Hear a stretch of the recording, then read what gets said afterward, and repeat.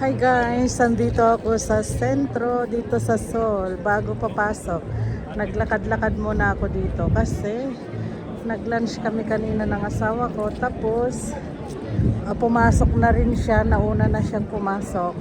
Pero ako andito pa. Lakad-lakad is here.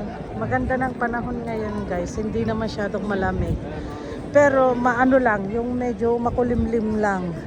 Pero yung weather, ayos na. O, tingnan ninyo. Ang daming tao. O, yan. Dinadayo nila yan kasi nagpipicture sila dyan.